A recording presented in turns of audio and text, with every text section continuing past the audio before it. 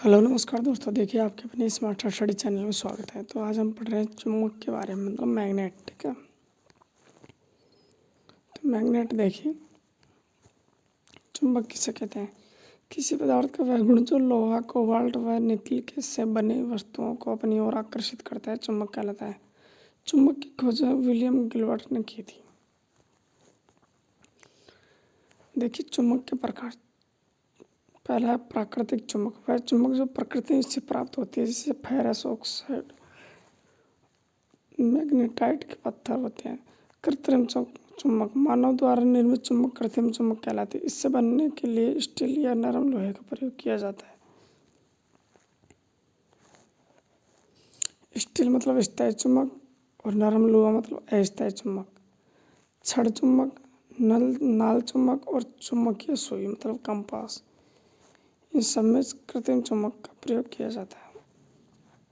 अब स्थायी चुंबक, इसमें कठोर स्टील वाला से एल्यूमिनियम प्लस कोबाल्ट प्लस निकल का उपयोग किया जाता है। इसका उपयोग लाउड स्पीकर में, डायनेमो, कंपास में। अस्थायी चुंबक, नरम लोहा व नरम स्टील का उपयोग किया जाता है। इसका उपयोग मोटर, जनरेटर, विद्युत क्रेन, विद्युत घंटे में किया जाता है। विद्युत चुंबक, विद्युत चुंबक के प्रकार द्वारा विद्युत धारा के प्रभाव द्वारा निर्मित चुंबक विद्युत चुंबक कहलाती है। विद्युत धारा का चुंबकीय प्रभाव। जब किसी चालक तार में विद्युत धारा प्रवाह की जाती है तो चालक तार के चारों ओर चुंबकीय क्षेत्र उत्पन्न हो जाता है। इसे विद्युत धारा का चुंबकीय प्रभाव कहते हैं। इसे ऑस्ट्रेट नामक वैज्ञानिक ने नाम दिया था, जो 1820 में। विद्युत मोटर विद्युत ऊर्जा को यांत्रिक ऊर्जा में बदलने का कार्य करते हैं। विद्युत मोटर विद्युत ऊर्जा के चुंबकीय प्रभाव पर कार्य करती है। जैसे कि यह कोई परिपथ है, इसमें धारा नियंत्रक है, ये बैटरी है, ये कुंजी है और यहाँ पे कोई चालक तार लगा हुआ है। जब यहाँ से इसमें विद्युत धारा प्रवाहित की जाती है तो इस चालक तार के चारों तरफ विद्युतीय क्षेत्र उत्पन्न होता है। और हम इसके पास में अगर एक कंपास या दिक्सूचक है, दिक्सूचक सुई का प्रयोग करते हैं, मतलब एक कंपास रखते हैं, तो इसके अंदर जो सुई लगी हुई होता है वो कंपन करने लगेगी, मूवमेंट करने लगेगी, क्योंकि वह चालक तार में क्या विद्युत प्रवाह हो रही है, इसलिए।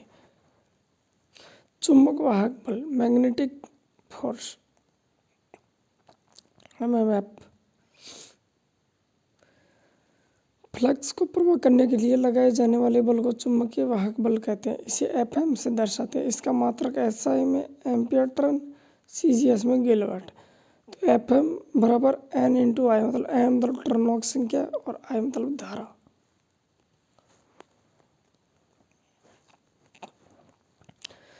चुंबक के गुण धर्म व चुंबकीय बल रेखाओं की विशेषता। जब चुंबक को स्वतंत्र रूप से लटकाया जाता है तो इसका एक सिरा उत्तरी ध्रुव की ओर, दूसरा सिरा दक्षिण ध्रुव की ओर हमेशा ठहरता है। जो सिरा उत्तर की ओर जाके ठहरता है उसे उत्तरी ध्रुव, जो सिरा पृथ्वी के दक्षिण ध्रुव की ओर जाके ठहरता है उसे दक्षिण ध्रुव कहता है। जैसे ये चुंबक है, इसमें दो ध्रुव होते हैं, एक तो नॉर्थ और एक साउथ। ठीक है, अगर हम इसमें बीच में से अगर इसको काट देंगे तो उस मैग्नेट के अंदर भी एन एस मतलब नॉर्थ और साउथ ध्रुव बन जाएगा। जैसे देखिए, चुंबक के समान ध्रुव में प्रतिकर्षण व असमान ध्रुव में आकर्षण का गुण पाया जाता है। जैसे समान ध्रुव में प्रतिकर्षण, जबकि असमान में आकर्षण।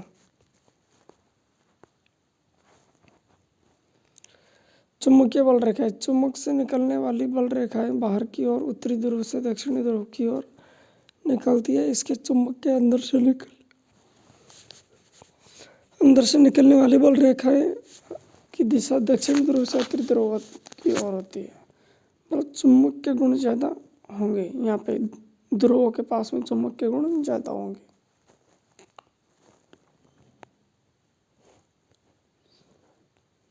चुंबकीय बल रेखाएं कभी भी एक दूसरे को प्रतिच्छेद नहीं करती है या काटते नहीं है।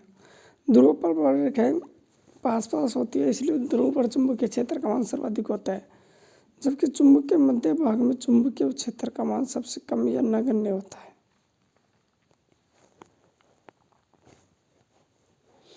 चुंबकीय क्षेत्र चुंबक के चारों ओर का वह क्षेत्र जिसे चुंबक क्षेत्र के प्रभावों का अनुभव किया जाता है चुंबकीय क्षेत्र कहा जाता है।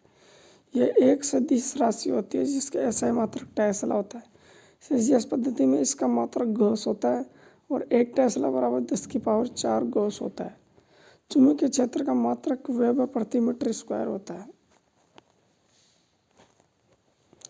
चुंबकीय क्षेत्र की दिशा ज्ञात करने के नियम किसी चालक तार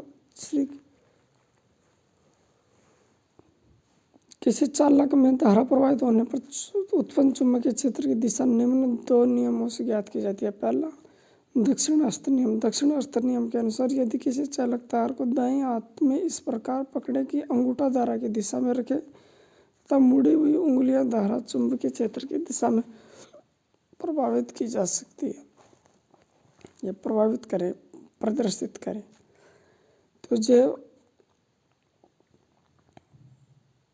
जो ये दिशा है तो धारा की होगी। इसमें घुमा हुआ क्षेत्र चुंबकीय क्षेत्र की दिशा होती है। दूसरा है दक्षिणावर्त पेच का नियम। इस नियम के अनुसार यदि दक्षिणावर्त पेच को इस प्रकार घुमाया जाए कि पेच की नोक की विद्युत धारा तथा विद्युत धारा को और पेच को घूमने वाली दिशा चुंबकीय क्षेत्र की दिशा को दर्शाती है। चुंबकीय क्षेत्र की दिशा और धारा की दिशा। चुंबकीय क्षेत्र के मध्य स्थित किसी धारावाही चालक पर आरोपित बल की दिशा के लिए फ्लेमिंग के बाएं हाथ का नियम काम में लिया जाता है।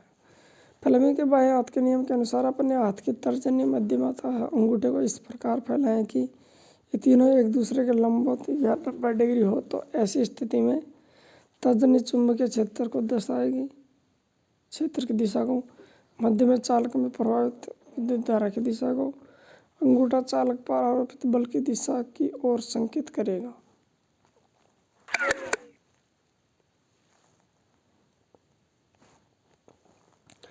विद्युत मोटर फ्लेमिंग के बाएं हाथ के नियम पर कार्य करती है। ठीक है, इसमें अंगूठा धारा की दिशा, आरोपित बल की दिशा और तर्जनी चुंबकीय क्षेत्र की दिशा को दर्शाती है।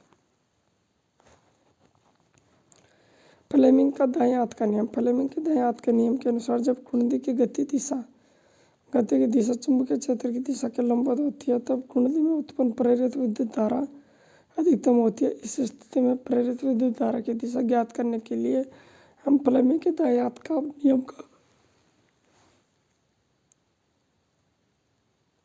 प्रयोग करते हैं। इस नियम के अनुसार हम अपने दाएं हाथ तर्जनी मध्यमा और अंगूठे को इस प्रकार फैलाएं कि यह एक दूसरे का लंबवत हो।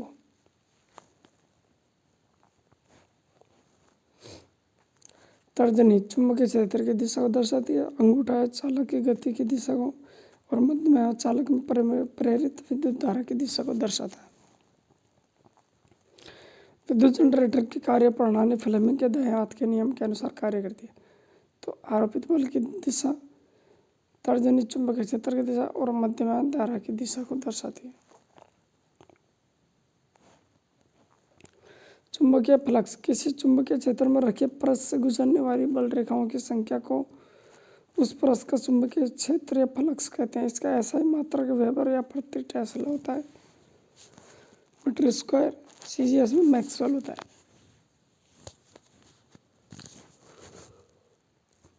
एक वेबर बराबर 10⁸ मैक्सवेल और एक मैक्सवेल बराबर 10⁻⁻8 वेबर होते हैं।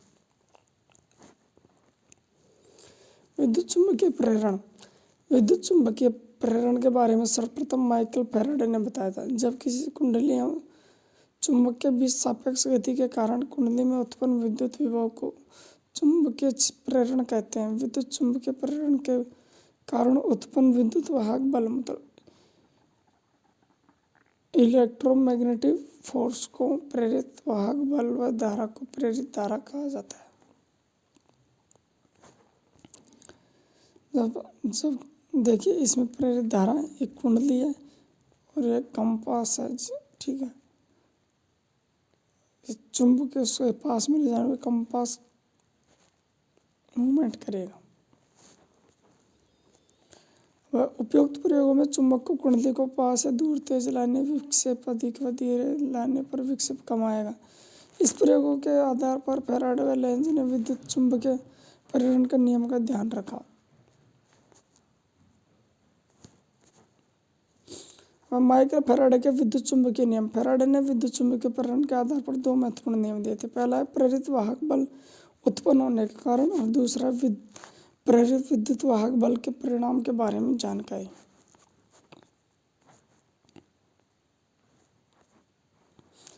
रूल 1 देखिए, फैराडे ने प्रदर्शित किया कि धारा केवल कुंडली और चुंबक के बीच सापेक्ष गति होने पर प्रेरित है। उन्होंने यह निष्कर्ष निकाला कि चुंबक द्वारा चुंबकीय क्षेत्र उत्पन्न होता है, और जब चुंबक व कुंडली के मध्य सापेक्ष गति होती है तो कुंडली से संबंध बल रेखाओं की संख्या में परिवर्तन होता है। यह धारा या विद्युत वाहक बल के प्रेरित होने का कारण है। फैराडे के प्रथम नियम के अनुसार जब किसी कुंडली से संबंधित चुंबकीय फ्लक्स के मान में परिवर्तन होता है तो कुंडली में प्रेरित विद्युत वाहक बल उत्पन्न होता है।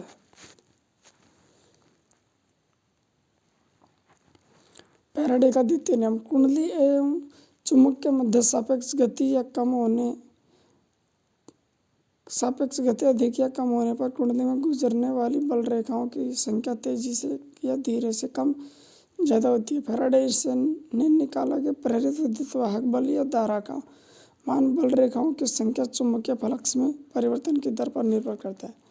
फैराडे के द्वितीय नियम के अनुसार प्रेरित विद्युत वाहक बल कुंडली में प्रेरित फ्लक्स में परिवर्तन की दर के समानुपाती होता है। लेंज का नियम। लेंज ने प्रेरित विद्युत वाहक बल की दिशा के लिए नियम दिया।